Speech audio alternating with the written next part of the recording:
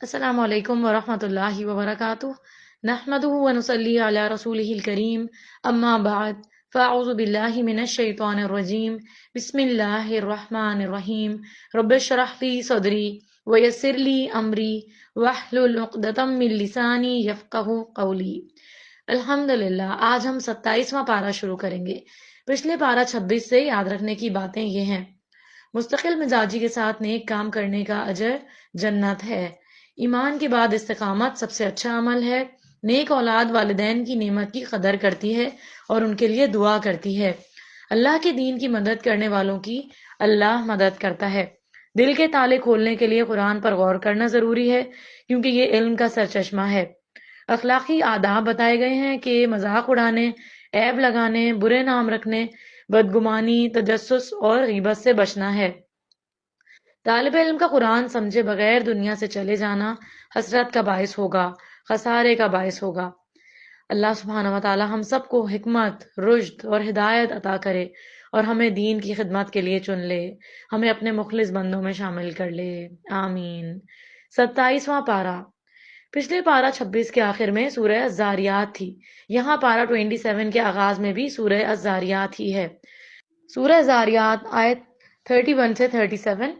پچھلے پارہ 26 کی آخری آیات میں حضرت ابراہیم علیہ السلام کا ذکر شروع ہوا تھا۔ اللہ تعالیٰ نے فرشتوں کو حضرت ابراہیم علیہ السلام کے پاس بھیجا۔ فرشتوں نے حضرت ابراہیم علیہ السلام کو حضرت اسحاق علیہ السلام کی ولادت کی خوشخبری دی۔ اس کے بعد ابراہیم علیہ السلام نے کہا، جو پارہ 27 سورہ زاریات آیت نمبر 31 میں آ رہا ہے، قَالَ فَمَا خَطْبُكُمْ أَيُّهَا الْمُرْسَلُونَ۔ ابراہیم علیہ السلام نے ان فرشتوں سے پوچھا، اے بھیجے جانے والوں، یعنی فرشتوں، تمہارا کیا مقصد ہے؟ تو ابراہیم علیہ السلام نے فرشتوں سے کہا کہ اس بشارت کے علاوہ اور کیا مقصد ہے جس کے لیے تمہیں بھیجا گیا ہے، یعنی وہ کس مہم پر آئے ہیں؟ انہوں نے جواب دیا، ہمیں ایک مجرم قوم یعنی قوم لوط پر پتھروں کی بارش برسانے کے لیے بھیجا گیا ہے۔ قوم لوط جو تھی تو انہوں نے شرک بھی کیا تھا اور اپنے رسول کو بھی جھٹلایا تھا۔ ایسی برائی کا ارتکاب کیا جس کا ارتکاب اس سے پہلے دنیا میں کسی نے نہیں کیا تھا۔ ان کا انجام بھی بھیانک ہوا، پتھروں کی بارش برسائی گئی۔ یہ کنکریاں جو تھیں خالص پتھر کی تھیں، جیسے کہ آسمانی اولوں کی طرح ہوتے ہیں، سالڈ پتھر۔ یہ پتھر نشان زدہ تھے کہ کون سا پتھر کس کو جا کے لگے گا اور اس سے اس کی موت واقع ہوگی۔ اس پر اسی کا نام لکھا تھا۔ عذاب آنے سے پہلے ایمان والوں کو وہاں سے نکلنے کا حکم دیا گیا تھا اور انہیں وہاں سے نکال لیا گیا، جن میں لوط علیہ السلام کا اپنا گھر، جس میں 2 بیٹیاں تھیں جو ایمان لائی تھیں۔ کہا جاتا ہے کہ کچھ اور ایمان لانے والے تھے جو وہیں پناہ لیے ہوئے تھے۔ یہ کل 13 آدمی تھے۔ ان میں حضرت لوط علیہ السلام کی بیوی شامل نہیں تھیں، وہ اپنی قوم کے ساتھ عذاب سے ہلاک ہونے والوں میں شامل تھیں۔ تو اس سے پتہ لگتا ہے کہ اگرچہ ایمان والے تھوڑے ہی کیوں نہ ہوں، اللہ تعالیٰ ان کی قدر کرتا ہے، ان کو دنیا میں بھی نجات دیتا ہے اور آخرت میں بھی دے گا انشاءاللہ۔ اللہ تعالیٰ نے ان کے عذاب کے آثار کو باقی رکھا، جو رہتی دنیا تک لوگوں کے لیے عبرت کا نشان بن گئے۔ تقریباً 2000 سال پہلے کا یہ واقعہ ہے، لیکن آج بھی ان کے اثرات کھنڈرات ان کے بحر مردار کے پاس دیکھے جا سکتے ہیں۔ جس کے اندر سبق لینے کا مزاج ہو وہ ان سے، اس واقعے سے اور ان کے آثار قدیمہ سے سبق لے سکتا ہے اور اللہ کی نافرمانی کے کاموں کو چھوڑ سکتا ہے۔ اللہ تعالیٰ بندوں کے سامنے قصے اور واقعے بیان کرتا ہے تاکہ لوگ ان سے عبرت حاصل کریں، سبق سیکھیں۔ اس واقعے میں حضرت ابراہیم علیہ السلام کی فضیلت کی طرف اشارہ ہے کہ اللہ تعالیٰ نے کس طرح ان پر مہربانی کی۔ ان کے اندر اچھے اخلاق تھے، مہمان نوازی تھی، مہمان نوازی بھی بڑا اعلی درجے کی تھی۔ انہوں نے بہترین طریقے سے مہمانوں کی عزت افزائی کی اور خاموشی سے ان کے لیے بھنا ہوا بچڑا لے آئے۔ اس سے یہ بھی پتہ چلتا ہے کہ اللہ نے ان کو بہت مال و دولت عطا کر رکھا تھا، کیونکہ ایک غریب فقیر انسان کسی مہمان کو ایک پورا بچڑا پیش نہیں کر سکتا، وہ بھی تیار شدہ۔ یہ بھی پتہ چلتا ہے کہ ان کے گھر میں اس کو تیار کرنے والے بھی موجود تھے، کیونکہ رات کے وقت کوئی آئے اور اتنا کھانا موجود ہو، یہ ایک اچھے گھرانے کا ہی نمونہ ہو سکتا ہے۔ ابراہیم علیہ السلام نے مہمانوں کے آنے کا مقصد ان سے بعد میں پوچھا، پہلے ان کی مہمان نوازی کی۔ ہمیں بھی مہمان نوازی میں دیر نہیں کرنی چاہیے۔ اس طرح یہ کہ کھانا اگر کسی اور مقصد کے لیے تیار کیا گیا ہے، جیسے گھر والوں کے لیے، لیکن اگر کوئی مہمان آ جائے تو ان کو پیش کر دیا جائے تو اس میں کوئی حرج نہیں۔ بلکہ یہ بہت اچھی بات ہے۔ اسی طرح یہ ہے کہ حضرت ابراہیم علیہ السلام نے مہمانوں کی خود خدمت کی، یعنی خود آئے، پاس بیٹھے، خود ان سے کہا کہ آپ کیوں نہیں کھاتے، ان کو کھانے کی طرف رغبت دلائی۔ اس سے پتہ چلتا ہے کہ مہمان نوازی جو ہے وہ گھر کے بڑوں کو بھی کرنی چاہیے۔ صرف سرونٹس کو بھیج دینا یا بچوں کو کہہ دینا کہ تم لے جاؤ، تم پاس بیٹھ جاؤ، تو یہ بھی مہمان نوازی کے آداب جو ہے وہ اس میں پورے نہیں ہوتے، یہ بھی آداب کے خلاف ہے۔ پھر ایک اور بات یہ کہ فرشتے جب ان کی بیوی کو بیٹے کی خوشخبری دیتے ہیں ابراہیم علیہ السلام کی، لیکن جب انہیں پتہ چلتا ہے کہ قوم لوط کے اوپر عذاب آنے والا ہے تو وہ اپنی خوشخبری کو بھول جاتے ہیں اور اللہ سے فریاد کرنے لگتے ہیں کہ ان کو عذاب نہیں دیا جائے۔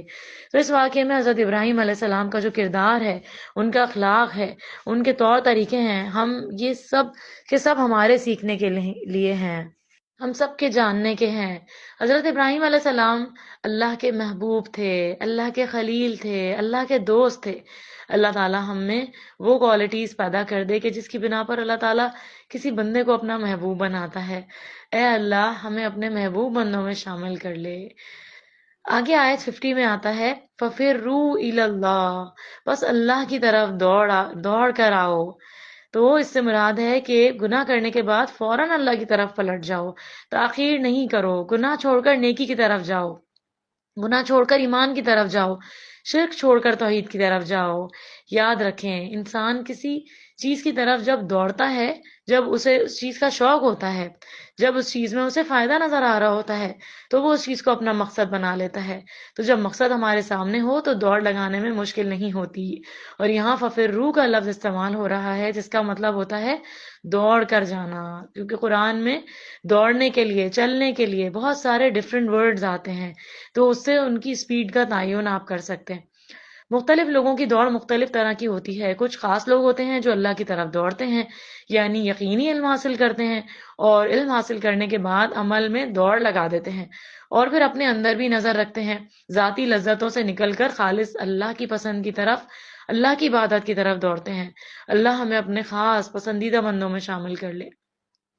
اور جو بدبخت ہوتا ہے وہ نیکی کے کاموں کو چھوڑ کر برائی کے کاموں کی طرف دوڑ لگاتا ہے، اس کا دیدہ وہیں لگتا ہے، اس کو وہیں سکون ملتا ہے۔ لیکن جس کی روح نیک ہوگی، جو نیکی کی طرف رغبت اختیار کرتا ہے، فوراً توبہ کرتا ہے، اللہ تعالیٰ اس کے لیے نیکیوں کے دروازے کھول دیتے ہیں۔ نبی کریم صلی اللہ علیہ وسلم نے فرمایا، اللہ تعالیٰ فرماتا ہے اے ابن آدم تو میری طرف دوڑ کھڑا ہو، میں تیری طرف چل کر آؤں گا، تو میری طرف چل کر آ، میں تیری طرف دوڑ کر آؤں گا۔ تو یاد رکھیں ہمارے دل میں اس چیز کا خوف ہو کہ ہم سے اللہ ناراض نہ ہو جائے، اور ہمارے دل میں اللہ کی عبادت کا شوق اور جذبہ ہو تو ہم خود ہی دوڑنے لگیں گے، خود ہی راستے نظر آنے لگیں گے ہدایت کے، خود ہی شرح صدر ہو جائے گا کہ سیدھا راستہ کیا ہے اور غلط راستہ کیا ہے۔ تو اللہ سے دعا مانگ کر صحیح علم حاصل کریں، اللہ ضرور راستہ دکھائے گا۔ ایسا تو نہیں ہو سکتا ہم اللہ سے ہدایت مانگ رہے ہیں اور اللہ تعالیٰ ہمیں ہدایت نہ دے۔ اللہ کی طرف دوڑنے کی دیر ہے۔ پھر اللہ کی طرف جانے کے لیے کسی کو دھکیلنا نہیں پڑے گا، ہم خود ہی دوڑنے لگیں گے کہ اللہ کے لیے کوئی کام کرنا ہے، چاہے نماز کی طرف جانا ہو یا اللہ کی رضا کے لیے کوئی بھی کام کرنا ہو، اس کی مخلوق کی خاطر، اللہ کی خاطر اس کی مخلوق کی خدمت ہو یا خلق خدا کا کوئی بھی کام ہو، اللہ تعالیٰ خود ہی راستے دکھا دیتا ہے۔ آپ نے دیکھا ہوگا کہ جب اذان ہوتی ہے تو لوگ مسجد کی طرف آتے ہیں، سب نمازی ایک ہی طرف دوڑ رہے ہوتے ہیں، یعنی مسجد کی طرف آ رہے ہوتے ہیں۔ اس لیے بہت ضروری ہے کہ ہمارے دل میں سب سے بڑھ کر اللہ کی محبت ہو، محبت اور شوق کے ساتھ اللہ کی عبادت اور اس کی رضا کے کاموں کی طرف دوڑ لگائیں۔ اللہ کن کاموں سے راضی ہوتا ہے؟ اللہ تعالیٰ صرف عبادت سے راضی نہیں ہوتا، اللہ تعالیٰ تو جو اللہ تعالیٰ کے بندے ہیں ان کی خدمت سے بھی راضی ہوتا ہے۔ تو خلق خدا کے کاموں کو دیکھیں، ویلفیئر کے کاموں کو دیکھیں کہ کہاں کہاں میں ایک پائی بھی اپنی کس بہترین جگہ پہ میں لگا سکتی ہوں جس سے وہ ملٹی پلائی ہو جائے، وہ 700 گنا تک بڑھ سکتی ہے، بلکہ اس سے بھی زیادہ۔ اللہ تعالیٰ ہماری کی ہوئی نیکیوں کو اور کوششوں کو قبول فرمائے۔ یہ بھی یاد رکھیں جو برائی کے راستوں، غلط کاموں کو چھوڑ کر نیکی کی طرف بھاگتا ہے وہ خوش قسمت ہوتا ہے، وہ لکی پرسن ہوتا ہے۔ ہم دنیا میں بڑا لکی بننا چاہتے ہیں نا، تو اللہ تعالیٰ ہمیں بتا رہا ہے کہ لکی ہونا کیسے ممکن ہے، کن کاموں کو کر کے ہم لکی ہو سکتے ہیں؟ کیونکہ آپ صلی اللہ علیہ وسلم نے فرمایا تھا کہ رشک تو بس دو ہی لوگوں پہ جائز ہے، ایک وہ جسے اللہ تعالیٰ نے دین کا علم دیا ہو اور وہ صبح شام اس کے مطابق فیصلے کرتا ہو اور اللہ کی راہ میں خرچ کرے، اور ایک وہ جسے اللہ تعالیٰ نے مال دیا ہو اور وہ صبح اور شام رات اللہ کے راستے میں خرچ کرنے والا ہو۔ تو یہ دو لوگ ہیں جن کو دیکھ کے آپ رشک کر سکتے ہیں کہ کیا زبردست قسم کے لوگ ہیں، ہمیں بھی ایسا بننا ہے۔ تو بتا دیا گیا ہے کہ لکی لوگ کون ہیں، یہ ہیں لکی لوگ۔ تو اس لیے ہماری بھاگ دوڑ، ہماری کوششیں، ہماری محنتیں صرف اللہ کی رضا کے لیے نیکی کے کاموں کی طرف ہونی چاہیے۔ آگے آئے 55 میں بتایا گیا کہ وَذَكِّرْ فَإِنَّ الذِّكْرَ تَنفَعُ الْمُؤْمِنِينَ، اور نصیحت کرتے رہیے کیونکہ نصیحت ایمان لانے والوں کو فائدہ دیتی ہے۔ اپنا جائزہ لینا ہے ہمیں، کیا ہم ایمان لانے والے ہیں؟ کیا ہمارے اوپر کوئی نیکی کی نصیحت جو ہے وہ کام کرتی ہے؟ کیا ہمیں کسی ویلفیئر کے کام کے لیے بلایا جا رہا ہوتا ہے، کسی کی مدد کرنے کے لیے، کسی بیمار کے لیے کوئی فنڈ ریزنگ کی جا رہی ہوتی ہے، فلسطین کی مدد کے لیے پیسے جمع کیے جا رہے ہوتے ہیں، یا مسجدوں کے لیے، یا کسی بھی ایسی نیکی کے لیے جہاں پر مخلوق خدا کی خیر جو ہے وہ جمع کی جا رہی ہوتی ہے، تو ہمارے دل میں کیا آتا ہے؟ ہم اس میں بھاگ دوڑ کر آگے بڑھتے ہیں، اس نصیحت کو قبول کرتے ہیں یا نہیں؟ یا پھر قرآن سے نصیحت کی جا رہی ہوتی ہے انہی ساری باتوں کی کہ قرآن سے جڑ جاؤ، نصیحت پکڑو، آگے بڑھو نیکی میں، جب علم حاصل کرو گے تو شرح صدر ہوگا۔ شرح صدر ایسے ہی ہر ایک کو نہیں مل جاتا، کیونکہ اللہ تعالیٰ نے کہا تھا نا، ہم نے پچھلے پارہ میں پڑھا تھا کہ جس کا سینہ اللہ اسلام کے لیے کھول دیتا ہے تو گویا وہ اس کے لیے کام کرنا آسان ہو جاتا ہے، اس کا سینہ کھل جاتا ہے پھر۔ اور جس کا سینہ نہیں کھلتا تو ایسا ہے گویا کہ جیسے اس کے دلوں پہ تالے لگے ہوئے ہیں، اس کا سینہ ایسا ہو جاتا ہے جیسے کہ وہ کسی بلند پہاڑ پر چڑھ رہا ہو۔ آپ دیکھیں بلند پہاڑ پہ چڑھتے ہوئے ہماری کیا حالت ہوتی ہے، ہماری سانس پھولنے لگتی ہے، ہمارا دم گھٹنے لگتا ہے، ہمارا سینہ گھٹنے لگتا ہے۔ تو جس چیز کے اوپر ہمارا شرح صدر نہیں ہوتا، ہم صحیح سے ایمان نہیں لاتے، اس چیز کی ہم نصیحت بھی قبول نہیں کرتے۔ تو نصیحت کن کو فائدہ دے گی؟ اس آیت میں بتا دیا گیا ہے جو مومن ہیں ان کو فائدہ دے گی۔ تو مسلمان ہونے سے مومن ہونے تک کا سفر طے کریں۔ ہر کوئی مسلمان مومن نہیں ہے، ہم بائی برتھ مسلم ہیں، ہمیں اللہ نے مسلمان گھرانے میں پیدا کر دیا ہے، تو ہم سمجھتے ہیں کہ بس ہم مکمل مسلمان بن گئے۔ نہیں ہیں، ہم مومن نہیں ہیں۔ ہم مسلمان کا تو مطلب ہی ایسا ہوتا ہے کہ جو مسلم ہے اس کا مطلب ہی ہے کہ جس نے اللہ تعالیٰ کے لیے کمپلیٹ سرنڈر کر دیا ہو، کیونکہ ابراہیم علیہ السلام کی صفت میں آتا ہے کہ اللہ تعالیٰ نے ان سے کہا کہ اسلم، انہوں نے کہا اسلم تو لرب العالمین، اللہ تعالیٰ نے کہا میرے لیے فرما بردار ہو جاؤ، تو انہوں نے کہا یا اللہ میں تیرے لیے مکمل فرما برداری اختیار کرتا ہوں۔ تو مسلم وہ ہے، مومن وہ ہے جو کمپلیٹ اللہ کے احکامات پہ سرنڈر کر دے، وہ ادھر ادھر سے راہ فرار نہیں ڈھونڈتا پھر کہ مجھے کوئی ایگزٹ آؤٹ مل جائے کہ مجھے اللہ کے بات پر، اللہ کے حکم پر عمل نہ کرنا پڑے، وہ ایسا نہیں ہوتا، پھر وہ مومن نہیں ہے، اس کا شرح صدر نہیں ہے۔ تو ہمیں اللہ سے شرح صدر کی دعا مانگنی ہے جو ہم ہر پارہ کے شروع میں پڑھتے ہیں، ہر قرآن کی محفل کے شروع میں پڑھتے ہیں، رب اشرح لی صدری، یا اللہ میرا سینہ کھول دے، کیونکہ سینہ کھلے گا تبھی بات اندر جائے گی، تبھی اسلام کے احکامات پر ہم سمعنا و اطعنا کہہ سکیں گے۔ پھر آگے ہم کیا کہتے ہیں، ویسر لی امری، کہ یا اللہ میرا کام آسان کر دے۔ جب کام آسان ہوگا تبھی ہم اللہ کی بات کو سمجھنے کے لیے وقت نکال سکیں گے، جب ہمارے دنیاوی کام آسان ہو جائیں گے۔ پھر آگے کیا کہا، وَاحْلُلْ عُقْدَةً مِّن لِّسَانِي، کہ یا اللہ میری زبان کی گرہ کھول دے۔ بہت سی چیزیں ہماری زبان کی گرہ کی وجہ سے ہماری سمجھ میں نہیں آ رہی ہوتی ہیں، تو ہمارا جب شرح صدر ہوگا ہمارے لیے کام آسان ہوگا، ہماری زبان کی گرہ کھلے گی، یفقہوا قولی، تو پھر ہم آگے لوگوں کو بتائیں گے تو پھر وہ ہماری بات سمجھ سکیں گے، تو ہمارے لیے نیکیاں ملٹی پلائی ہو سکیں گی، کیونکہ صرف اپنے تک ہی محدود نہیں رکھنا یہ بات۔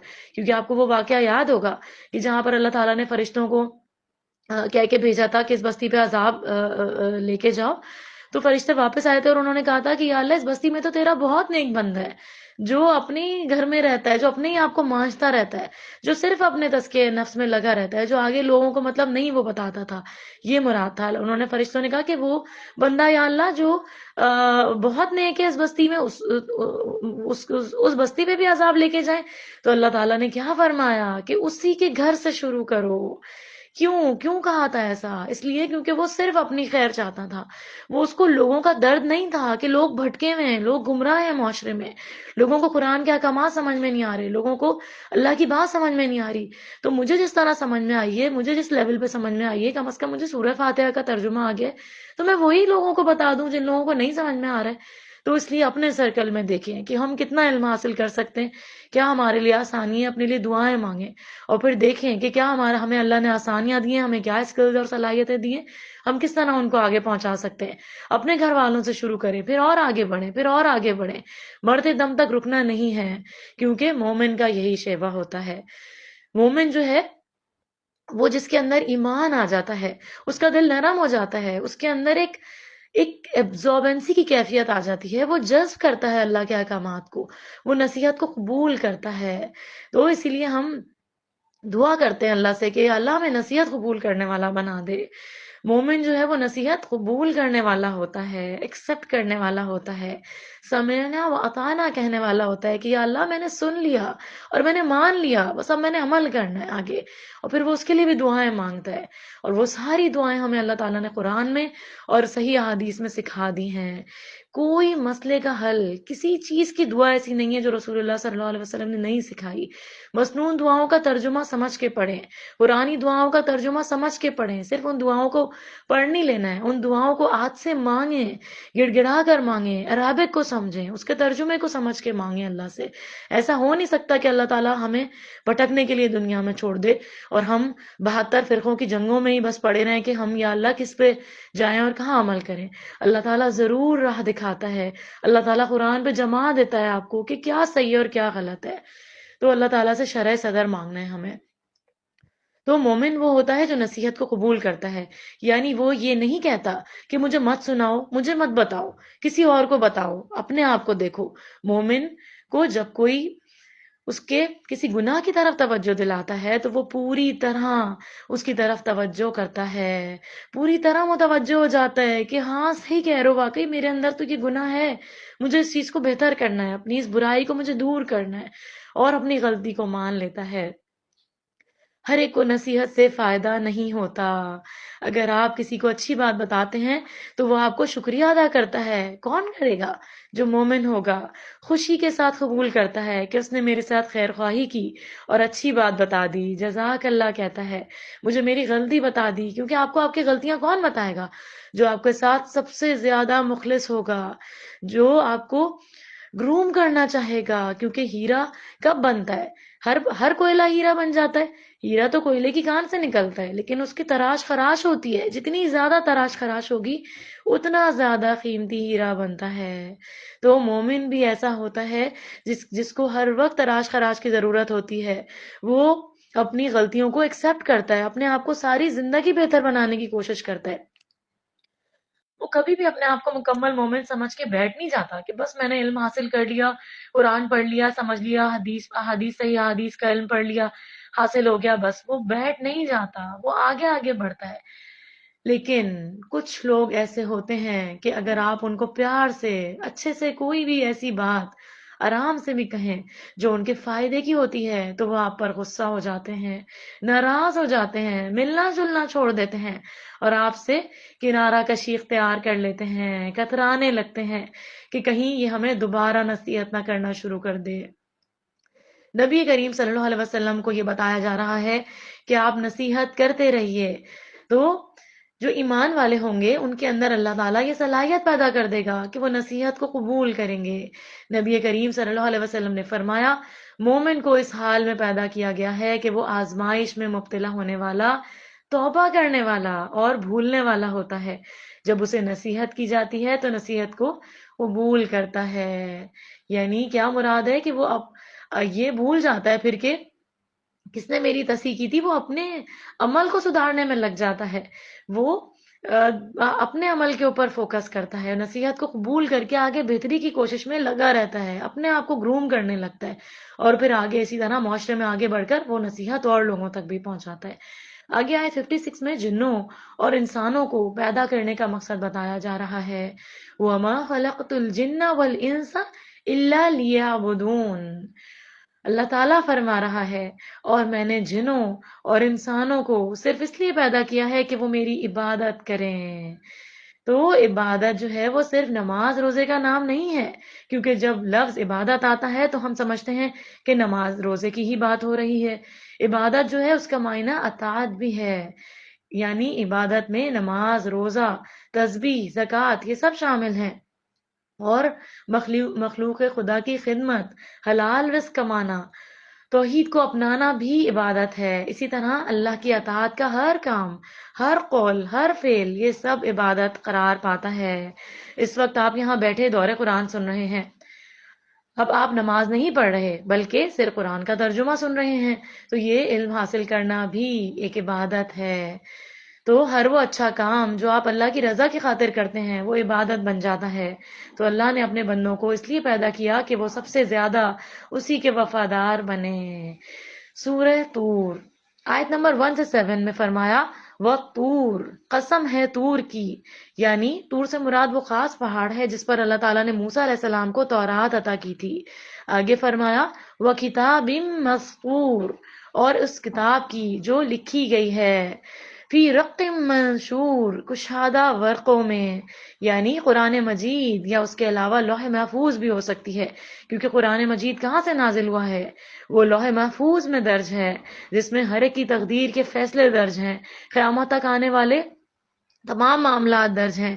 قرآن اس میں سے نازل کیا گیا ہے، یا تمام اللہ کی طرف سے آئی ہوئی کتابیں، یا انسانی اعمال جو فرشتے لکھ رہے ہیں، یہ سب کتابیں ہیں، اور یہ سب کچھ کہاں درج ہے؟ لوح محفوظ میں۔ پھر فرمایا، والبیت المعمور، اور آباد گھر کی قسم ہے۔ جیسے زمین پر بیت اللہ ہے، ویسے ہی آسمانوں پر بیت المعمور ہے۔ بیت المعمور 7ویں آسمان پر وہ عبادت خانہ ہے جس میں فرشتے عبادت کرتے ہیں، جس کا طواف کرتے ہیں۔ یہ فرشتوں سے اس طرح بھرا ہوا ہوتا ہے کہ روزانہ اس میں 70,000 فرشتے عبادت کرنے آتے ہیں، جن کی پھر قیامت تک باری نہیں آئے گی۔ بعض مفسرین نے بیت المعمور سے مراد خانہ کعبہ بھی لیا ہے، کیونکہ وہ بھی عبادت کے لیے آنے والے انسانوں سے ہر وقت بھرا رہتا ہے۔ وَالسَّقْفِ الْمَرْفُوعِ، اور اونچی چھت کی قسم، یعنی آسمان کی قسم۔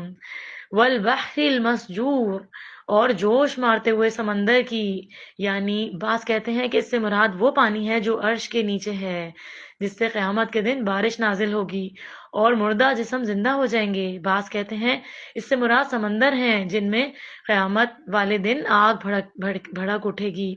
اللہ رحم کرے۔ سورہ طور کی شروع کی آیات میں 5 قسمیں کھا کر بات کی گئی ہے، یعنی بعض اہم مقامات یعنی کوہ طور، لوح محفوظ، خانہ کعبہ، آسمان اور سمندر کی قسم کھا کر کہا گیا، کافروں پر عذاب آ کر رہے گا، پھر ان سے اس عذاب کو دور کرنے والا کوئی نہیں ہوگا۔ آگے آئے 21 میں، ایمان لانے والے والدین اور اولاد دونوں کے لیے خوشخبری دی گئی ہے۔ جنت میں نیک انسان کو اس کی نیک اولاد کے ساتھ رکھا جائے گا۔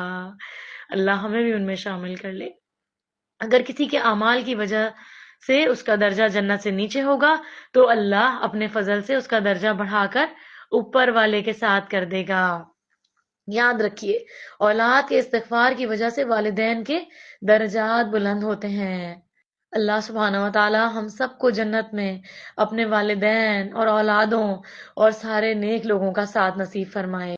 آگے آیت نمبر 26 میں آتا ہے، قولوا انا کنا قبل فی اہلنا مشفقین، کہیں گے ہم تو اس سے پہلے اپنے گھروں میں ڈرا کرتے تھے۔ تو اس آیت میں اہل جنت کی آپس میں بات چیت کا ذکر آ رہا ہے۔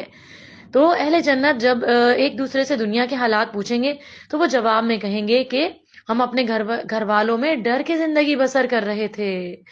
تو ہر قسم کی آسائشیں ہونے کے باوجود ہم اس بات سے ڈرتے تھے کہ اللہ سبحانہ و تعالیٰ کی نافرمانی کا کوئی کام نہ ہو جائے، کہیں ہماری نیکیاں رد نہ ہو جائیں، کہیں ہمارے اعمال بیکار نہ ہو جائیں، ہمارا خاتمہ برا نہ ہو جائے۔ کیوں کہا جا رہا ہے ایسا؟ کیونکہ ہم سب سے ریلیکس اپنے گھر والوں میں ہوتے ہیں۔ تو اللہ تعالیٰ ہم پر احسان اللہ تعالیٰ نے فرمایا اور ہمیں جہنم کے عذاب سے بچا لیا، یعنی یہ کہیں گے وہ، اور کہیں گے کہ ہم اللہ سے دعائیں کرتے رہتے تھے، اللہ نے ہماری دعائیں سن لیں، بے شک اللہ بہت حسن سلوک کرنے والا، رحمت نازل کرنے والا ہے۔ تو اللہ سے دعا کرنی چاہیے کہ اللہ تعالی ہم سب کو جنت الفردوس میں داخل کرنا، اپنے اہل و عیال کے ساتھ اور تمام مومنین کے ساتھ۔ یہاں خاص طور پر کہا گیا فی اہلینا، یعنی اس کا ایک معنی یہ ہے کہ ہم گھر والوں کے اندر ہوتے ہوئے بھی اللہ سے ڈر کے ایک دوسرے کے ساتھ معاملہ کرتے تھے، اور دوسرا معنی یہ ہے کہ اپنے گھر والوں کے بارے میں ڈرتے تھے کہ کہیں یہ اللہ کی نافرمانی کے نتیجے میں راہ راست سے نہ بھٹک جائیں اور جہنم کا ایندھن نہ بن جائیں، اور کہیں راہ راست سے بھٹک کر کسی ایسے غلط کام میں نہ پڑ جائیں۔ آپ دیکھیں، انسان کا اصل دین وہ ہے جو اس کے گھر میں ہوتا ہے۔ آپ اپنے گھر میں ریئل سیلف میں ہوتے ہیں، وہاں دیکھا جائے گا کہ آپ کی عبادت کیسی ہے، آپ کا گھر والوں کے ساتھ رویہ کیسا ہے، آپ کا اخلاق کیسا ہے، آپ کے معاملات کیسے ہیں، آپ دوسروں کی کتنی کیئر کرتے ہیں، آپ دوسروں کے لیے کتنے فیتھ فل ہیں، آپ دین پر کتنا عمل کر رہے ہیں۔ یاد رکھیں، گھر والے ہمارا امتحان ہوتے ہیں، کیونکہ ہم سب سے زیادہ انہی کے ساتھ فرینک ہوتے ہیں اور سب سے زیادہ توقعات بھی انہی سے رکھتے ہیں، اور انہی کے ساتھ بعض اوقات ہم زیادتی کرتے ہوئے حد بھی پار کر جاتے ہیں۔ یعنی بعض خواتین گھر سے باہر خوب درس اور تدریس کرتی ہیں، لیکن گھر میں فساد ڈالا ہوا ہوتا ہے، ہر وقت کا لڑائی جھگڑا۔ کیونکہ بعض اوقات یہ شکایت بھی ملتی ہے، میری بہو ویسے تو بہت اچھا لیکچر دیتی ہے، لیکن خود اس کا کچھ عمل نہیں، وہ اپنے میاں سے بہت لڑتی ہے، یا میری ساس ہر وقت دین کی باتیں کرتی ہیں، گھر میں بھی بڑی نصیحتیں کرتی ہیں، لیکن مزاج کی بڑی سخت ہیں۔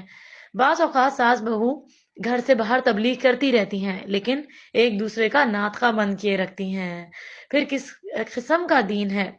پھر اسی طرح بعض اوقات کچھ لوگ گھر والوں کو دین سکھانے کے چکر میں انہیں چڑھانا شروع کر دیتے ہیں، جب ان کے پاس بیٹھیں گے ان پر تنقید شروع کر دیں گے، ان کی خامیوں کا تذکرہ چھیڑ دیں گے، ان سے بحث اور مباحثہ شروع کر دیں گے، ان کی بے دینی کے تانے دینے لگیں گے۔ یاد رکھیں، یہ دین نہیں ہے۔ پھر اسی طرح بعض اوقات گھر والوں میں سے کچھ لوگ دین پر عمل نہیں کر رہے ہوتے، لہٰذا وہ دین کا مذاق اڑانے کے لیے من گھڑت لطیفے بازی شروع کر دیتے ہیں۔ اس وقت آپ کا امتحان ہے کہ آپ ان کے ساتھ شریک ہو جاتے ہیں یا آپ احتیاط برتتے ہیں۔ یہ بات اہم ہے کہ گھر والوں کی گواہیاں ہی اصل گواہیاں ہوتی ہیں، یعنی آپ کے مرنے کے بعد وہ آپ کے بارے میں کیا کہیں گے؟ کیا وہ آپ کی موت کا انتظار کر رہے ہیں، یا پھر آپ کو اپنے لیے بابرکت اور سعادت کا باعث سمجھتے ہیں؟ کیونکہ کتنے ہی گھروں کا یہ حال ہے کہ جب والدین بوڑھے ہو جاتے ہیں تو بچے ان سے اتنی بدسلوکیاں کرنے لگتے ہیں، اور بعض جگہوں پر تو اللہ معاف کرے بہت افسوس ہوتا ہے کہ کیا رویہ اختیار کیا جا رہا ہوتا ہے والدین کے ساتھ۔ مطلب کہ اگر دیکھیں تو لگتا ہی نہیں ہے کہ وہ والدین ہیں، جنت کے دروازے ہیں، یعنی ہمیں ان کے ذریعے جنت آسانی کے ساتھ ہم کما سکتے ہیں۔ تو کتنے گھروں میں اتنا برا رویہ والدین کے ساتھ لوگ رکھتے ہیں کہ ایسا کہا جاتا ہے، بہت سے لوگ کہتے ہیں کہ لوگ تو اتنا برا سلوک کرتے ہیں کہ لگتا ہے کہ انتظار میں بیٹھے ہوتے ہیں کہ کب یہ فوت ہوں گے تو کب ہماری جان چھوٹے گی۔ استغفر اللہ۔ تو اس طرح کے معاملات میں ہم سب کو اپنا جائزہ لینے کی ضرورت ہے کہ ابھی ہم اپنی زندگی میں اپنے گھر والوں کے درمیان رہتے ہوئے ان کے ساتھ کس قدر اللہ سے ڈر کے معاملہ کر رہے ہیں۔ والدین سے احسن سلوک کی بات ہم پچھلے پارہ میں کافی ڈیٹیل میں کر چکے ہیں، تو ہمیں یہ دیکھنا ہے کہ ہم کتنا زیادہ جنت ان کے ذریعے کما رہے ہیں اور ہم کیا سلوک ان کے ذریعے کر رہے ہیں، کیونکہ والدین کی دعا سے جنت آسان ہو جاتی ہے انسان کے لیے۔ والدہ کے بارے میں بھی ہم نے پڑھا تھا، اور والد جو ہے ان کی دعا جنت میں جانے کا باعث بنتی ہے۔ یاد رکھیں، سیلف انالیسس بہت ضروری ہے ہمارے لیے۔ یہاں ایک بات اور پتہ چلتی ہے کہ ہمیں سب سے پہلے اپنے گھر والوں کی فکر کرنی چاہیے، اپنے بچوں کی فکر کرنی چاہیے کہ وہ دین پر ہیں یا نہیں، ہمارے بچے کس قسم کا لباس پہن رہے ہیں، ان کے اندر حیا ہے کہ نہیں، یا وہ نمازوں کی پابندی کر رہے ہیں یا نہیں، فرائض ادا ہو رہے ہیں کہ نہیں۔ لیکن ہم الٹا ڈر رہے ہیں۔ یہ بھی ہوتا ہے بہت سارے گھروں میں کہ والدین بچوں کو نصیحت ہی نہیں کرتے، وہ الٹا بچوں سے ڈر رہے ہوتے ہیں۔ تو ہمیں ایسا نہیں کرنا کہ ہم گھر والوں سے ڈر ڈر کر رہ رہے ہیں، کیونکہ ہمیں پتا ہوتا ہے کہ اگر ہم انہیں منع کر دیں گے تو وہ ناراض ہو جائیں گے، بچے ناراض ہو جائیں گے۔ تو گھر والوں کے ڈر کی وجہ سے ہم انہیں منع نہیں کرتے کہ تم غلط چھوڑ دو، تو ایسا نہیں کرنا، غلطی پر بتاتے رہنا ہے، کیونکہ مومن کون ہے؟ جو ایمان لائے اور نیک عمل کرے اور امر بالمعروف اور نہی عن المنکر، یہ اس کا فریضہ ہے، یعنی وہ نیکی کی تلقین کرتا رہے اور برائی سے لوگوں کو روکتا رہے۔ تو اللہ ہمارے لیے یہ کام کرنا آسان کر دے، اور ہمیں بھی ہمارے بھی اعمال جو ہے وہ درست کر دے۔ تو اس میں خصوصی طور پر والدین کی ذمہ داری بنتی ہے کہ وہ اس کو ان کو ادا کرنا چاہیے، اللہ سے ڈرتے ہوئے ادا کرنا چاہیے۔ سورہ نجم، سب سے پہلے جو سورہ نازل ہوئی جس میں سجدہ تھا وہ سورہ نجم ہے۔ سجدہ تلاوت مستحب ہے، ہر سجدے سے ایک درجہ بڑھتا ہے، تو اس لیے حریص رہا کریں۔ آج کل تراویوں میں ہی لوگ بحث کرتے رہتے ہیں تراوی کے ٹاپک پہ کہ فرض ہے یا نفل ہے۔ بھئی ہر سجدہ کرنے سے درجہ بڑھ رہا ہے تو آگے بڑھیں، اللہ کی اطاعت میں آگے بڑھیں، اللہ کی عبادات میں آگے بڑھیں۔ پورا سال تو تراویاں نہیں پڑھنی، سارے گھروں میں تو حافظ قرآن موجود نہیں ہے، تو مسجدوں میں جماعت کا ثواب اور زیادہ بڑھ جاتا ہے، اور پھر جب آپ قرآن سن رہے ہیں تو اس کا ثواب اور زیادہ بڑھ جاتا ہے کہ آپ ایک جماعت کے ساتھ قرآن سن رہے ہیں۔ تو ہر چیز کے اوپر غور کریں، مسجد کی طرف چل کر جانا ہر قدم پہ ثواب ہے۔ جو کام آپ نمٹا کے جا رہے ہیں اللہ تعالیٰ آپ کے لیے باقی کاموں میں بھی آسانیاں کر دے گا، اگر ہماری نیت اللہ کے لیے خالص ہے تو۔ اللہ ہمیں اپنے لیے خالص کر لے۔ آیت نمبر 1 سے 4 ہیں۔ آیت نمبر 1 میں فرمایا وَالنَّجْمِ إِذَا هَوَىٰ، ستارے کی قسم جب وہ ڈوبنے لگیں۔ بہت امپورٹنٹ آیت ہے یہ۔ جس طرح ستارے کا ڈوبنا صبح کی آمد کی علامت ہے، اسی طرح نبی کریم صلی اللہ علیہ وسلم کی آمد دنیا میں تاریکی کے خاتمے، نور ہدایت کے ہمیشہ کے لیے جگمگانے کا مظہر ہے۔ اب قرآن اور ارشادات نبوی صلی اللہ علیہ وسلم کی صورت میں حق دنیا میں ہمیشہ موجود رہے گا۔ ارشادات نبوی صلی اللہ علیہ وسلم بھی دراصل اللہ کی عطا کردہ ہدایت کا مظہر ہیں۔ وہ آگے فرمایا وَمَا يَنطِقُ عَنِ الْهَوَىٰ، یہ آیت صحیح احادیث پر دلالت کرتی ہے کہ نبی کریم صلی اللہ علیہ وسلم اپنی خواہش نفس سے نہیں بولتے، بلکہ ان کا کلام اللہ کی عطا کردہ رہنمائی کی وضاحت کرتا ہے۔ قرآن کی سب سے پہلی تفسیر کس نے کی؟ رسول اللہ صلی اللہ علیہ وسلم نے، اور آج وہ ہمارے پاس کس صورت میں ہے؟ صحیح احادیث کی صورت میں۔ تو وہ قیامت تک صحیح احادیث کا ذخیرہ دنیا میں موجود رہے گا۔ ہمیں دیکھنا ہے کہ ہم کس کو سن رہے ہیں، کس طرح ہم کس کے ذریعے صحیح احادیث کے ذخیرے تک پہنچ رہے ہیں، یا ہم الٹی سیدھی باتوں پر ہی بس ایمان لا کے اپنا دین خراب کر کے بس دنیا میں ہیں، اور ہر ایک کی باتوں پر ایمان لا کے بس الٹا سیدھے عمل کر کے دنیا سے چلے جائیں گے۔ صحیح حدیث کا ذخیرہ قیامت تک موجود رہے گا، تو ہم سے سوال ہوگا کہ ہم نے صحیح علم حاصل کیوں نہیں کیا۔ جب آپ قرآن کو صحیح ترجمے سے پڑھتے ہیں اور دعائیں مانگتے ہیں اللہ تعالیٰ سے، تو ایسا ہو نہیں سکتا کہ اللہ تعالیٰ آپ کو دنیا میں بھٹکنے کے لیے چھوڑ دے۔ اللہ سے ہدایت مانگیں، اللہ تعالیٰ ضرور دے گا، کیونکہ اللہ تعالیٰ نے فرمایا ہے یہدی الیہ من ینیب، کہ اللہ ہدایت اس کو دیتا ہے جو اس کی طرف رجوع کرتا ہے۔ تو اللہ کی طرف دوڑنے والے بن جائیں، جیسے ابھی بھی کہا گیا تھا ففروا الی اللہ، جو اللہ کی طرف دوڑے گا، جو اللہ سے ہدایت مانگے گا، جو اپنے اعمال درست کرنے کی کوشش کرے گا، اللہ تعالیٰ ضرور اسے ہدایت دے گا انشاءاللہ۔ حدیث میں بھی آتا ہے کہ قرآن کی طرح حدیث نازل ہوئی ہے، نبی کریم صلی اللہ علیہ وسلم کی بات بھی وحی الہی ہے، کیونکہ اس آیت میں واضح کر دیا گیا اللہ تعالیٰ فرما رہا ہے کہ وہ اپنی طرف سے کچھ بھی ایسے ہی نہیں کہہ دیتے ہیں رسول اللہ صلی اللہ علیہ وسلم، وہ وہی کہتے ہیں جو وہی ان کے اوپر نازل کی جاتی ہے۔ تو ایک وہی وہ ہے جو قرآن میں کوٹ کر کے جمع کر دی گئی ہے، اور ایک وہی وہ ہے جو صحیح حدیث کی صورت میں، وحی الہی کی صورت میں صحیح حدیث کے ذخیرے میں موجود ہے۔ آگے آیت نمبر 5 سے 11 میں ہے قرآن حکیم اللہ کا کلام ہے جو بندوں تک دو راویوں کے ذریعے پہنچا، ایک حضرت جبرائیل علیہ السلام اور دوسرے ہیں حضرت محمد مصطفیٰ صلی اللہ علیہ وآلہ وسلم۔ ان آیات میں ان دو راویوں کی باہم ملاقات کا ذکر ہے۔ نبی کریم صلی اللہ علیہ وسلم کو حضرت جبرائیل علیہ السلام نے قرآن حکیم جس طرح سکھایا اس کا نقشہ کھینچا گیا۔ حضرت جبرائیل علیہ السلام انتہائی قوت اور بڑی جسامت والے فرشتے ہیں۔ پھر فرمایا وَهُوَ بِالْأُفُقِ الْأَعْلَى، جب وہ بالکل سیدھے ہوئے تو بلند افق کو مکمل طور پر ڈھانپ دیا، پھر قریب آئے اور بالکل نیچے آ گئے، یعنی نبی کریم اور حضرت جبرائیل علیہ السلام کے بیچ میں جو فاصلہ تھا وہ 2 کمان کے برابر رہ گیا، بہت کم رہ گیا۔ نبی کریم صلی اللہ علیہ وسلم نے جبرائیل علیہ السلام کو آسمان پر دیکھا، اور 2 بار آپ نے جبرائیل علیہ السلام کو ان کی اصل صورت میں دیکھا تھا۔ یہاں ان میں سے ایک موقع کی طرف اشارہ ہے، اور دوسرا موقع کون سا تھا؟ معراج کا موقع تھا۔ اب اللہ نے ان کے ذریعے اپنے بندے نبی کریم صلی اللہ علیہ وسلم پر وحی کی، جو کچھ وحی کی، جو کچھ نبی کریم صلی اللہ علیہ وسلم کی نگاہیں دیکھ رہی تھیں، دل نے ان کی تصدیق کی۔ آیت نمبر 12 سے 18 میں ہے، مشرکین مکہ اس حقیقت کو تسلیم نہیں کر رہے تھے کہ نبی کریم صلی اللہ علیہ وسلم نے حضرت جبرائیل علیہ السلام کو اصلی صورت میں دیکھا ہے، حالانکہ نبی کریم صلی اللہ علیہ وسلم نے انہیں معراج کی شب بھی اس صورت میں دیکھا تھا، جب وہ آسمانوں پر بیری کے ایسے درخت کے پاس ظاہر ہوئے جو جنت کے قریب ہے۔ اس بیری پر اس وقت اللہ کے انوار اور تجلیات کے عظیم مظاہر چھائے ہوئے تھے۔ نبی کریم صلی اللہ علیہ وسلم نے حضرت جبرائیل علیہ السلام کے ساتھ ساتھ کئی اور اللہ کی نشانیوں کا مشاہدہ کیا۔ آپ نے یہ مشاہدہ خوب جم کر کیا۔ آپ صلی اللہ علیہ وسلم کی نگاہوں میں بھرپور حوصلہ نظر تھا، البتہ نگاہوں نے ادب و احترام کا پورا لحاظ رکھا۔ نبی کریم صلی اللہ علیہ وسلم فرماتے ہیں، میں نے سدرۃ المنتہا کے پاس جبرائیل علیہ السلام کو دیکھا، ان کے 600 پر تھے جن سے موتی، ہیرے اور یاقوت جھڑ رہے تھے۔ سبحان اللہ۔ سدرۃ المنتہا ایک بیری کا درخت ہے، چھٹے آسمان میں اس کی جڑیں ہیں اور 7ویں آسمان پر وہ پھیلا ہوا ہے، اس سے اوپر کوئی فرشتہ آگے نہیں جا سکتا، لیکن نبی کریم صلی اللہ علیہ وسلم کو اس سے آگے لے جایا گیا۔ اس مقام پر آپ کو 3 چیزوں سے نوازا گیا: 5 وقت کی نمازیں، سورہ بقرہ کی آخری 2 آیات، اور اس مسلمان کی بخشش کا وعدہ جو شرک کی آلودگیوں سے پاک ہو۔ سبحان اللہ۔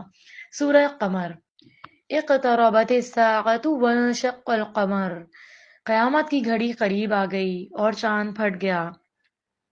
یہ نبی کریم صلی اللہ علیہ وسلم کا معجزہ تھا۔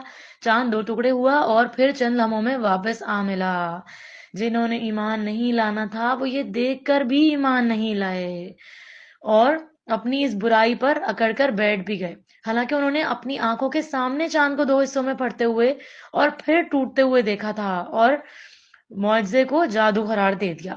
آگے آئے 17 میں آتا ہے، وَلَقَدْ يَسَّرْنَا الْقُرْآنَ لِلذِّكْرِ فَهَلْ مِن مُدَّكِرٍ، ہم نے اس قرآن کو نصیحت حاصل کرنے کے لیے آسان بنا دیا ہے، پھر کیا کوئی ہے نصیحت قبول کرنے والا؟ تو قرآن کے مطلب اور معنی کو سمجھنا، اس سے عبرت اور نصیحت حاصل کرنا، اسے زبانی یاد کرنا، یہ اللہ نے سب کچھ آسان کر دیا ہے۔ یہ قرآن تمام لوگوں کے لیے ہدایت ہے۔ یہ دنیا کی وہ واحد کتاب ہے جسے لفظ لفظ یاد کیا جاتا ہے، اس کا کوئی حرف بھی چینج نہیں کیا جا سکتا، حرف کیا کوئی ایک حرکت بھی تبدیل نہیں کی جا سکتی۔ یہ قرآن تمام لوگوں کے لیے ہدایت ہے۔ یہ دنیا کی وہ واحد کتاب ہے جسے سب سے زیادہ حفظ کیا گیا۔ کوئی کتاب دنیا میں ایسی نہیں ہے جس کو اتنا یاد کیا گیا ہو، جس کے اتنے حافظ آپ کو مل جائیں جو قرآن کے ہیں۔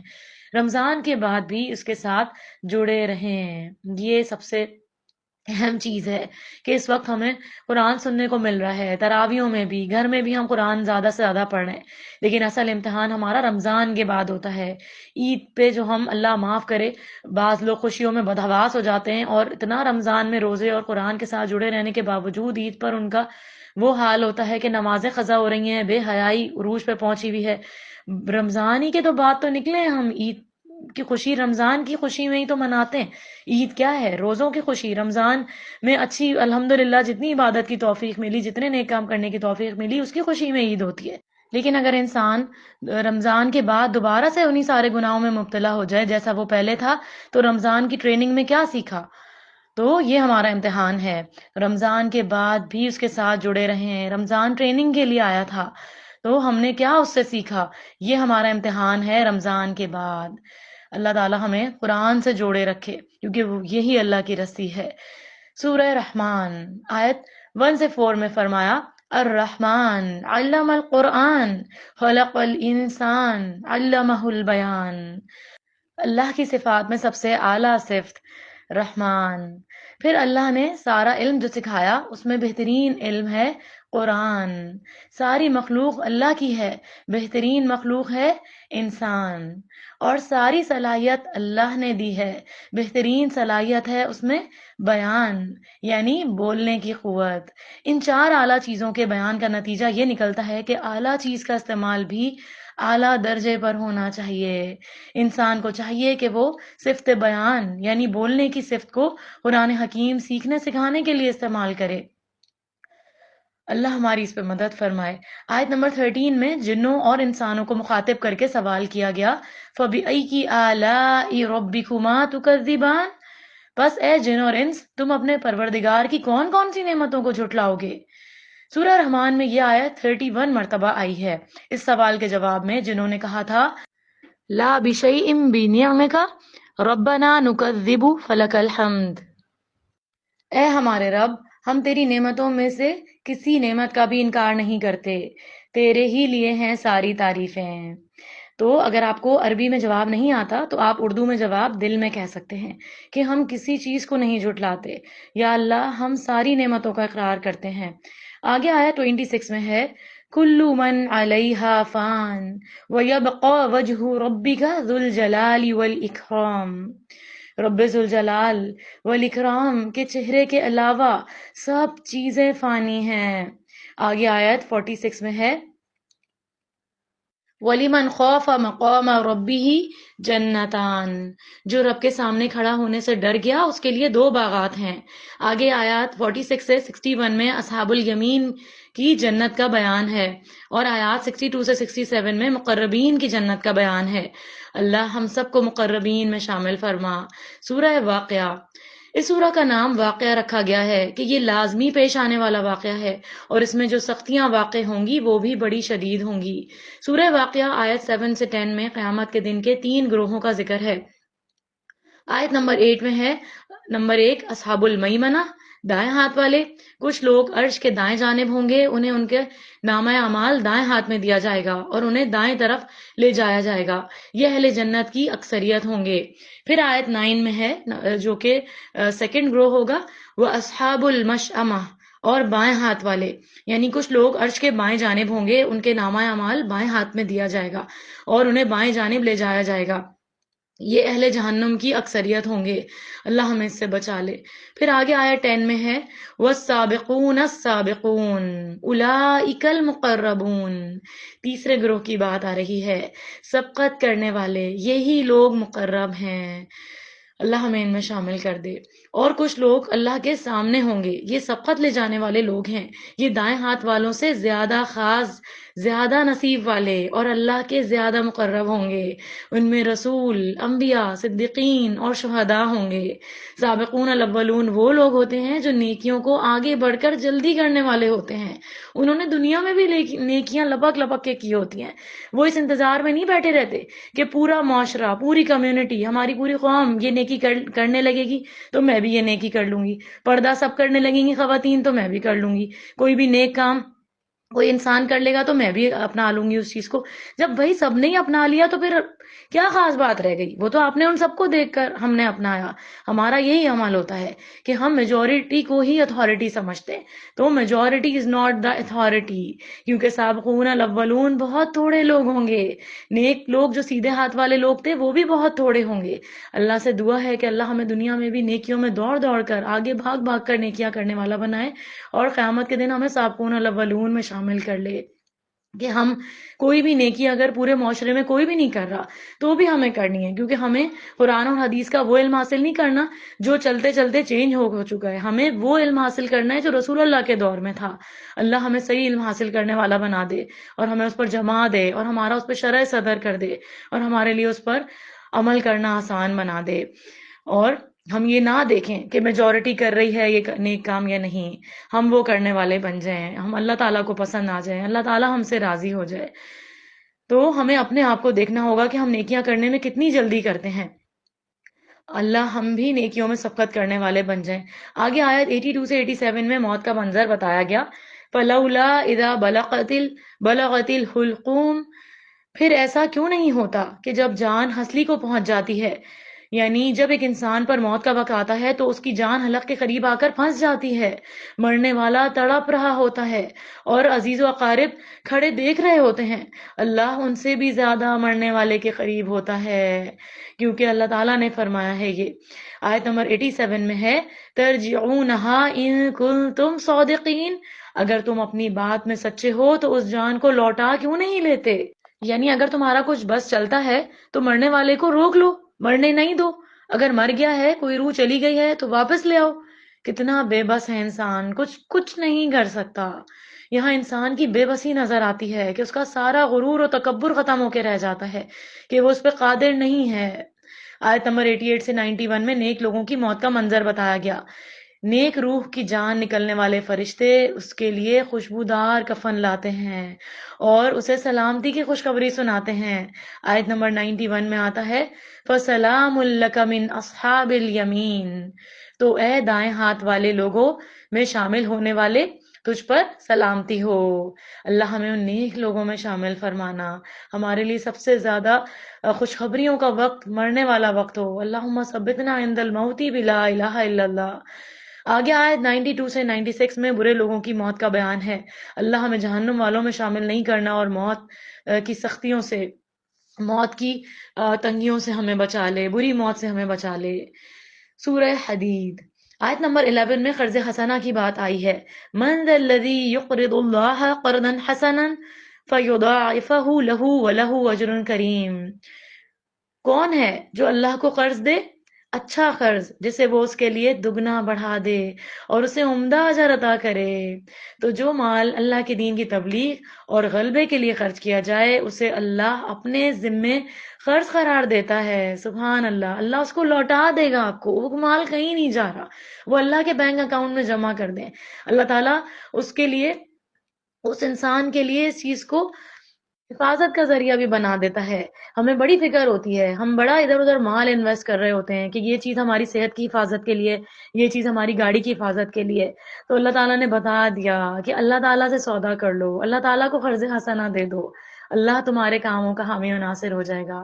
اگر اخلاص نیت ہوگی تو، دنیا دکھاوے کے لیے نہیں ہو، دنیا میں ریٹرن پانے کے لیے نہیں ہو، خالص اللہ کے لیے ہو، تو اللہ تعالیٰ اس کو اپنے ذمے قرض قرار دے رہا ہے۔ اللہ کے دین کی سربلندی کے لیے ہو اگر، تو اللہ تعالیٰ اس کو 700 گنا بڑھا دیتا ہے۔ اللہ کی راہ میں قرض حسنہ دینے کی کچھ شرائط ہیں۔ وہ حلال مال میں سے دیا ہو، اللہ کی رضا کی خاطر ہو، دے کر احسان نہ جتایا جائے کہ میں نے تو اتنا اور اتنا دے دیا ہے۔ آگے آیت نمبر 18 میں ہے ان المصدقین والمصدقات واقرضوا اللہ قرضا حسنا یضاعف لهم ولهم اجر کریم، مردوں اور عورتوں میں سے جو لوگ صدقہ کرنے والے ہیں اور جن لوگوں نے اللہ کو قرض حسنہ دیا وہ ان کے لیے دگنا کر دیا جائے گا اور ان کے لیے عمدہ اجر ہوگا۔ کیا ہمیں چاہیے عمدہ اجر؟ کیا ہمیں اپنا دیا ہوا جو ہے وہ ڈبل کرنا ہے؟ تو ہم قرض حسنہ دیں، اللہ سے کاروبار کر لیں، اللہ کے ساتھ بزنس کر لیں، اللہ ہماری دنیا اور آخرت سنوار دے گا۔ آیت نمبر 21 میں آتا ہے سابقوا الی مغفرۃ من ربکم وجنۃ عرضها کعرض السماء والارض، تم اپنے پروردگار کی مغفرت اور اس کی جنت کو حاصل کرنے کے لیے ایک دوسرے سے آگے نکل جاؤ جس کا عرض آسمان اور زمین کے عرض کے برابر ہے۔ تو بتا دیا گیا کہ ریس کس میں لگانی ہے، نیکیوں میں دوڑ لگانی ہے، زیادہ سے زیادہ اچھے اعمال کر کے اللہ کی بخشش اور ایسی جنت کے حصول کے لیے کوشش کریں جس کی چوڑائی آسمان اور زمین جتنی ہے۔ کیا ہم آسمان اور زمین کی چوڑائی جانتے ہیں؟ اس کو بھی ایکسپلور کرنا ہے۔ یہ سعادت ملنا اللہ کا فضل ہے اور یہ اللہ ہی کا فضل ہمیں چاہیے، اللہ ہمیں یہ فضل بھی عطا فرما دے۔ اور زمین اور آسمان کی چوڑائی صرف اللہ کو معلوم ہے، اس کی وسعتیں اللہ جانتا ہے۔ الحمدللہ پارہ نمبر 27 مکمل ہوا۔ اللہ ہماری ساری نیکیوں کو اپنی بارگاہ الہی میں قبول فرما لے، ہمیں اخلاص عطا فرما دے، ہمیں مزید نیکیوں کی توفیق عطا فرما لے اور ہمیں سب سے بڑی نعمت اپنا دیدار عطا فرما دے، آمین یا رب العالمین۔ اور ہمیں جنت الفردوس میں رسول اللہ صلی اللہ علیہ وسلم کا ساتھ اور صحابہ کرام کا ساتھ عطا فرما دے اور صحابیات کا اور تمام نیک لوگوں کا، آمین یا رب العالمین۔ وآخر دعوانا ان الحمدللہ رب العالمین۔ سبحانک اللہم و بحمدک اشہد ان لا الہ الا انت استغفرک و اتوب الیک۔ السلام علیکم ورحمۃ اللہ وبرکاتہ۔